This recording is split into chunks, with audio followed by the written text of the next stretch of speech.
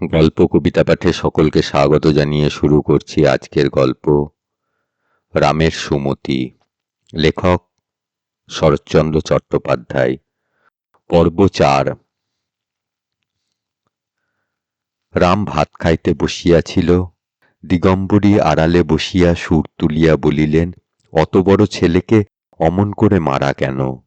ওর বড় ভাই কোনোদিন গায়ে হাত তোলে না। নেত্য কাজ করিতে করিতে বলিল, তুমি কম নও দিদিমা, তুমিই তো ওসব কথা মাকে এসে লাগাও। সে রাত্রে অত মার তাহার মোটেই ভালো লাগে নাই।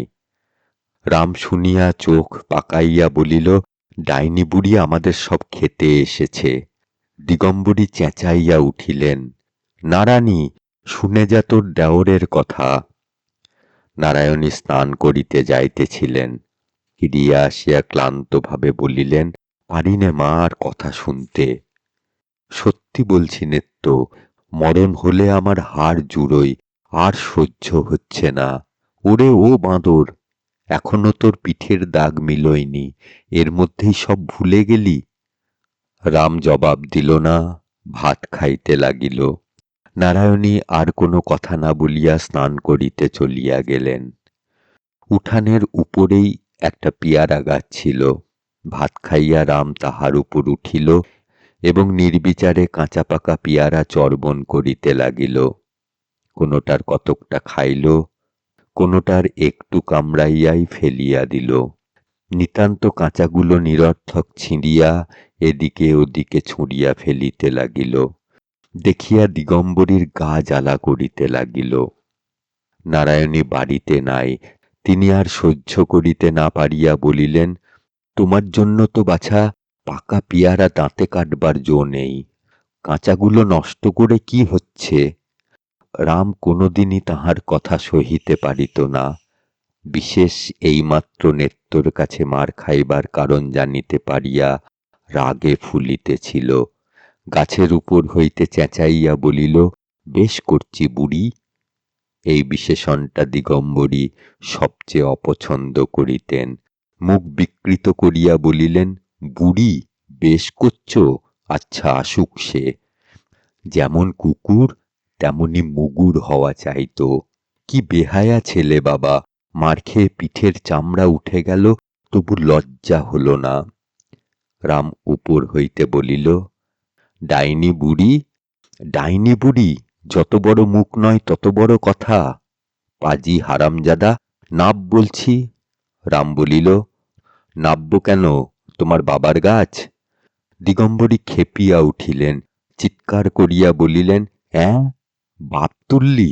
শুনলি নেত্য, শুনলি? ঠিক এই সময় নারায়ণী ঘাট হইতে আসিয়া পড়িলেন। গাছের উপর দৃষ্টি পড়িতেই বলিলেন, ভাত খেয়ে ইস্কুল গেলি নে, গাছে চড়েছিস যে?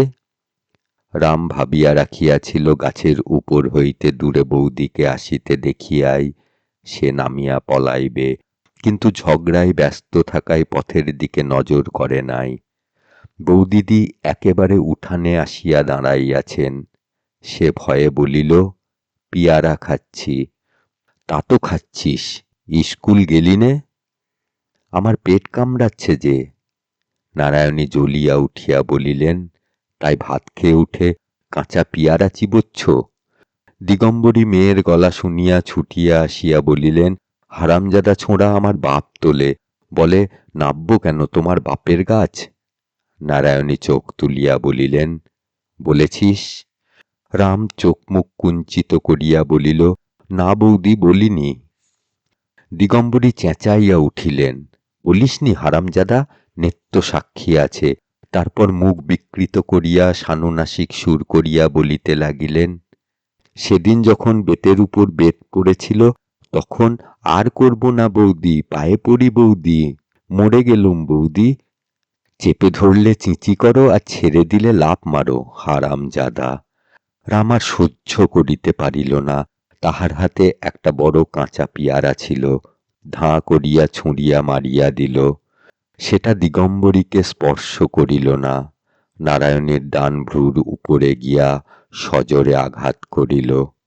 এক মুহূর্তের জন্য চোখে অন্ধকার দেখিয়া তিনি সেইখানেই বসিয়া পড়িলেন। দিগম্বরী ভয়ঙ্কর চেঁচামেচি করিয়া উঠিলেন, নিত্য কাজ ফেলিয়া ছুটিয়া আসিল। রাম গাছ হইতে লাফাইয়া পড়িয়া ঊর্ধ্বশ্বাসে দৌড় মারিল। দুপুরবেলা শ্যামলাল স্নানাহার করিতে আসিয়া দেখিলেন বিষম কাণ্ড। নারায়ণী নির্জীবের মতো বিছানায় পড়িয়া আছেন।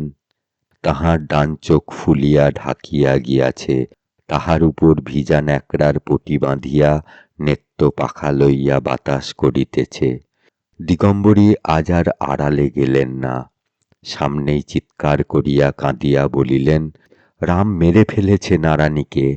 শ্যামলাল চমকাইয়া উঠিলেন, কাছে আসিয়া আঘাত পরীক্ষা করিয়া দেখিয়া কঠিনভাবে স্ত্রীকে বলিলেন, আজ তোমাকে আমি দিব্যি দিচ্ছি, যদি ওকে খেতে দাও, যদি কোনোদিন কথা কও, যদি কোনো কথায় থাকো, সেই দিনে যেন তুমি আমার মাথা খাও। নারায়ণী শিহরিয়া উঠিয়া বলিলেন, চুপ করো, চুপ করো, ও কথা মুখে এনো না। শ্যামলাল বলিলেন, আমার এত বড় দিব্যি যদি না মানো, সেই দিনে যেন তোমাকে আমার মরা মুখ দেখতে হয়। বলিয়া ডাক্তার ডাকিয়া আনিতে নিজেই চলিয়া গেলেন। সমস্ত দিন নদীর ধারে ধারে বেড়াইয়া, বসিয়া দাঁড়াইয়া অসম্ভব কল্পনা করিয়া রাম সন্ধ্যার অন্ধকারে লুকাইয়া বাড়ি ঢুকিল। দেখিল উঠানের মাঝামাঝি ছেঁচা বাঁশের বেড়া দিয়া বাড়িটিকে দুই ভাগ করা হইয়াছে। নাড়া দিয়া দেখিল বেশ শক্ত, ভাঙা যায় না। রান্নাঘরে আলো জ্বলিতেছিল। চুপি চুপি মুখ বাড়াইয়া দেখিল সেখানেও ওই ব্যবস্থা করা হইয়াছে। ঘরে কেহ নাই, শুধু একরাশ পিতল কাঁসার বাসন মেজের উপর পড়িয়া আছে। ব্যাপারটা যে কি তাহা ঠিক না বুঝিতে পারিলেও সকালবেলার কাণ্ডটার সহিত কেমন করিয়া যেন যোগ রহিয়াছে তাহা অনুমান করিয়া তাহার মুখ শুকাইয়া উঠিল। তখন ফিরিয়া গিয়া সে চুপ করিয়া তাহার নিজের ঘরের মধ্যে বসিয়া বাটির অপর খণ্ডের গতিবিধি শব্দ সারা শুনিতে লাগিল। ইতিপূর্বে তাহার যে অত্যন্ত ক্ষুধাবোধ হইতেছিল, এখন সে কথাও ভুলিয়া গেল। রাত্রি তখন বোধ করি 9টা। সে ঘুরিয়া গিয়া খিড়কির দরজায় ঘা দিতেই নেত্য কপাট খুলিয়া দিয়া সরিয়া দাঁড়াইল। রাম জিজ্ঞাসা করিল, বৌদি কোথায় নেত্য? ঘরে শুয়ে আছেন। রাম ঘরে ঢুকিয়া দেখিল বৌদি খাটের উপর শুইয়া আছেন এবং নিচে মাদুর পাতিয়া দিগম্বরী ছোট মেয়েটিকে লইয়া বসিয়া আছেন। গোবিন্দ খেলা করিতেছিল, ছুটিয়া আসিয়া কাকার হাত ধরিয়া ঝুলিতে ঝুলিতে বলিয়া দিল, কাকা, তোমার বাড়ি ওদিকে, এদিকে আমাদের বাড়ি। বাবা বলেছে তুমি এ ঘরে ঢুকলে পা ভেঙে দেবে। রাম খাটের উপর নারায়ণীর পায়ের কাছে গিয়া বসিতেই তিনি পা সরাইয়া লইলেন। রাম চুপ করিয়া বসিয়া রহিল। দিগম্বরী তাহার ছোট মেয়েকে ঠেলা দিয়া বলিলেন, সুরো, বল না তোর দাদাবাবু কি বলেছে ওকে। সুরধুনী মুখস্থের মতো গড় গড় করিয়া বলিয়া গেল, দাদাবাবু বলেছে তুমি এখানে এসো না, কাল সকালে সব। কি মা? দিগম্বরী বলিলেন, বিষয় সম্পত্তি। সুরধুনী বলিল, বিষয় সম্পত্তি কাল ভাগবাট্রা করে দেবে। দিগম্বরী বলিলেন, দিব্যি দেবার কথাটা বল না, ন্যাকা মেয়ে। সুরধুনী বলিল, দাদাবাবু দিব্যি দিয়েছেন দিদিকে, খেতেও দেবে না, কথাও বলবে না, বললে দাদাবাবু। নারায়ণী বিছানার উপর হইতে ধমক দিয়া উঠিলেন, আচ্ছা হয়েছে হয়েছে, তুই চুপ কর। তখন দিগম্বরী বলিলেন, তা সত্যি বাছা, তুমি মানুষজনকে আধ খুন করে ফেলবে। সে দিব্যি না দিয়ে আর করে কি? আমি তো বাপু কিছুতে তার দোষ দিতে পারবো না, তা যে যাই বলুক। এ বাড়িতে তোমার আসা যাওয়া খাওয়া দাওয়া আর চলবে না। ওকে স্বামীর মাথার দিব্যিটা তো মানতে হবে। সুরধুনী বলিল, মা, ভাত দেবে চলো না। দিগম্বরী বিরক্ত হইয়া বলিলেন, সবুর করো বাছা। রাম তখনও বসিয়া আছে। এমন অবস্থায় ঘরে দোরে আগুন ধরিয়া গেলেও তো তিনি উঠিতে পারেন না। রামের বুকের ভিতর চাপা কান্না মাথা খুঁড়িতে লাগিল। কিন্তু দিগম্বরীর সেই সকালবেলার খোনা কথার ভ্যাংচানি তাহার বুকের উপর পাথর চাপাইয়া পথ আটকাইয়া রাখিল। একবার সে কাঁদিতে পারিল না, একবার বলিতে পারিল না, আর করব না বৌদি। এই একটা কথা অনেক আপদে বিপদেই তাহাকে রক্ষা করিয়াছে। আজ তাহাই বলিতে না পাইয়া তাহার দম আটকাইয়া আসিতে লাগিল। এমন সময়ে নারায়ণী ক্লান্তভাবে বলিলেন, সুরো, যেতে বল ওকে। এবার সে কান্না চাপিয়া বলিয়া উঠিল, যেতে বল ওকে? আমার খিদে পায় না বুঝি? সেই তো কখন খেয়েছি। নারায়ণী একটু উত্তেজিত হইয়া বলিলেন, একেবারে খুন করে ফেলতে পারেনি? তাহলে 10 হাতে খেত। আমি জানি নে। যাক ও নেত্তর কাছে। যাব না নেত্তর কাছে, আমি কারো কাছে যাব না। আমি না খেয়ে উপোস করে শুয়ে থাকব। বলিতে বলিতে রাম দুম দুম করিয়া পা ফেলিয়া বাড়িঘর কাঁপাইয়া নিজের ঘরে গিয়া শুইল। নেত্য কিছু খাবার আনিয়া বলিল, ছোটবাবু, ওঠো, খাও। রাম লাফাইয়া গর্জন করিয়া উঠিল, দূর হো পোড়ার মুখী, দূর হো। নেত্য খাবার রাখিয়া চলিয়া গেল। রাম থালা গেলাস ঝনঝন করিয়া উঠানের উপর ছুঁড়িয়া ফেলিয়া দিল। সকালবেলা শ্যামলাল কাজে চলিয়া যাইবার পরে রাম নিজের উঠানে পায়চারি করিতে করিতে গর্জাইতে লাগিল, আমি দিব্যি মানি নে। ওহ, ভারী দিব্যি। ওকে যে দিব্যি দেয়? ও কি আমার আপনার দাদা? ও কেউ নয়, ওর কথা আমি মানি নে। আমি কি ওকে মেরেছি? বুড়ি ডাইনিকে মেরেছি। ও তো শুধু বৌদিকে লেগেছে। তবে ওরা কেন দিব্যি দিতে আসে? এ সকল কথার কেহই জবাব দিল না। খানিক পরে সে সুর বদলাইয়া বলিতে লাগিল, বেশ তো, ভালোই তো। নাই কথা কইলে, নাই খেতে দিলে, আমি মজা করে রাঁধব। ভাত, ডাল, ভালো ভালো তরকারি, মাছ, একলা বেশ পেট ভরে খাব। আমার কি হবে? এ কথারও কেহ জবাব দিল না।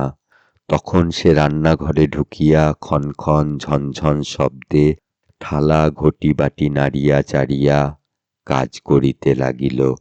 হাঁক ডাক করিয়া ভোলাকে চাল ডাল ধুইয়া আনিতে, তরকারি কুটিতে আদেশ দিল। সমস্তই নেত্য রান্নাঘরে রাখিয়া গিয়াছিল। ভোলাকে হুকুম করিল, তুই আমার চাকর, ও বাড়ি যাস নে।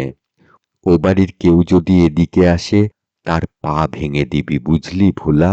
নেত্য আসুক একবার এদিকে। নারায়ণী রান্নাঘরের বারান্দায় চুপ করিয়া বসিয়া শুনিতে লাগিলেন। দিগম্বরী কৌতূহলী হইয়া মাঝে মাঝে বেড়ার ফাঁক দিয়া দেখিতেছিলেন। খানিক পরে বড় মেয়ের কাছে উঠিয়া আসিয়া হাসি চাপিয়া ফিস ফিস করিয়া বলিতে লাগিলেন, আহা, বাছার কি বুদ্ধি! উনি আবার তরকারি রেঁধে খাবেন। একটা পেতলের হাঁড়িতে প্রায় 1 কাঠা চাল গলায় গলায় তুলে দিয়ে রান্না চড়িয়েছে। তাতে জল দিয়েছে 1 মোটা। একজন খাবে তো রাঁধছে 10 জনের। তাই বা সেদ্ধ হবে কি করে? পুড়ে আংড়া উঠবে যে। ওই হাঁড়িতে কি অত চাল ধরে? না ওইটুকু জলের কর্ম। আবার রাঁধিয়ে বলে দেমাক আছে। রাঁধি বটে আমরা, কিন্তু দেমাক করতে জানি নে। ভাত রাঁধব, তা এমন জল দেব আর দেখতে হবে না। চোখ বুজে সেদ্ধ হবে। কই রাঁধুক দেখি আমার সঙ্গে, লোকে খেয়ে কাঠটা ভালো বলে দেখি। নারায়ণী মুখ ফিরাইয়া রহিলেন। নেত্য কাছে ছিল। সে বলিল, দিদিমার এক কথা, ও কি কোনোদিন 1 ঘটি জল গড়িয়ে খেয়েছে যে আজ রেঁধে খাবে? সে অনেক দিনের দাসী। এসব ব্যাপার তাহার ভালো লাগিতেছিল না। মায়ের দেখা দেখি সুরধুনিও মাঝে মাঝে গিয়া বেড়ার ফাঁক দিয়া দেখিতেছিল। ঘণ্টাখানেক পরে ছুটিয়া আসিয়া দিদির হাত ধরিয়া টানাটানি করিতে লাগিল। ও দিদি, দেখবে এসো, রামদাদা, মা গো, একেবারে কাঁচা ভাতগুলো শুধু খাচ্ছে। কিচ্ছু নেই দিদি, একেবারে শুধু ভাত। আচ্ছা দিদি, কাঁচা ভাতে পেট কামড়াবে না? নারায়ণী তাহার হাত ছুঁড়িয়া ফেলিয়া দিয়া উঠিয়া গিয়া বিছানার উপর শুইয়া পড়িলেন। সে যে কত দুঃখে, কত বড় ক্ষুধার তাড়নে এইগুলা খাইতে বসিয়াছে, সে কথা তাহার অগোচর রহিল না। দুপুরবেলা শ্যামলালের খাওয়া হইয়া গেলে দিগম্বরী ডাকাডাকি করিতে লাগিলেন, যা পারিস দুটি খেয়ে নে নারানী, ওর তারসে জ্বরের মতো হয়েছে, ওতে খাওয়া চলে, আমি বলছি ক্ষতি হবে না। নারায়ণী মোটা চাদরটা আগাগোড়া মুড়ি দিয়া ভালো করিয়া শুইয়া বলিলেন, আমাকে বিরক্ত করো না মা, তোমরা খাও গে। দিগম্বরী বলিলেন, ভাত না খাস, দুখানা রুটি করে দিই, না হয়? নারায়ণী কহিলেন, না, কিচ্ছু না। দিগম্বরী আশ্চর্য হইয়া বলিলেন, ও আবার কি কথা? কাল থেকে উপোস করে আছিস, আজ দুটি না খেলে হবে কেন? নারায়ণী জবাব দিলেন না। নেত্য আসিয়া বলিল, তুমি মিথ্যে বকে মরছ দিদিমা, ওইখানে দাঁড়িয়ে একবেলা চেঁচালেও ওকে খাওয়াতে পারবে না। জ্বর হয়েছে, একটু ঘুমোতে দাও। দিগম্বরী চলিয়া গেলেন, বলিতে বলিতে গেলেন, জানি না বাপু, নাগলে টাগলে একটু জ্বর ভাব হয়, তাই বলে কি মানুষ উপোস করে পড়ে থাকে? আমরা তো পারি নে। বৈকালে নারায়ণী আবার রান্নাঘরের বারান্দায় আসিয়া বসিলেন, এবং যতবার নেত্তর চোখে চোখে হইল, ততবারই কি কথা বলিতে গিয়া যেন চাপিয়া গেলেন। রাম স্কুল হইতে ফিরিয়া আসিয়া হাত মুখ ধুইয়া দোকান হইতে মুড়ি মুড়কি কিনিয়া আনিল। খাইতে খাইতে গলা বড় করিয়া বলিল, কি আর ক্ষতি হলো আমার? ভাত খেয়ে স্কুলে গেলুম, আবার ফিরে এসে কেমন খাচ্ছি। বেড়ার ওদিকে সকলেই রহিয়াছে, তাহা সে বুঝিল, কিন্তু সকালের মতো এখনো কেহ জবাব দেয় না দেখিয়া সে আরো অস্থির হইয়া উঠিল।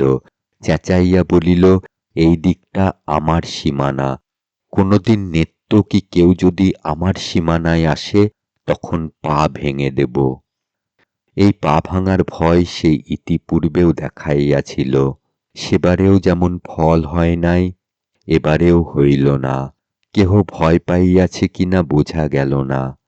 সন্ধ্যার পর আলো জ্বালিয়া সে রান্নাঘরে ঢুকিয়া আবার চেঁচামেচি করিতে লাগিল, আমার কাঠ কই, আমি রাঁধব কি দিয়ে? আমার শিলনোড়া কই, আমি বাটনা বাটব কিসে? ও ঘর হইতে নেত্য বলিল, মা বলেছেন কাল শিলনোড়া কিনে দেবেন। না, আমি কেনা শিলনোড়া চাইনে, বলিয়া সে কাঁদিয়া ঘর ছাড়িয়া চলিয়া গেল।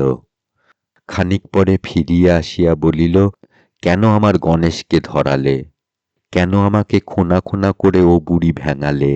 বেশ করেছি গাল দিয়েছি, ও মোরে আর জন্মে পেতনি হবে।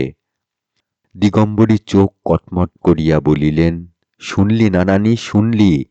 এ সমস্ত পায়ে পা তুলে দিয়ে ঝগড়া করা নয়। নারায়ণী চুপ করিয়া অন্য দিকে চাহিয়াছিলেন, সেই দিকেই চাহিয়া রহিলেন।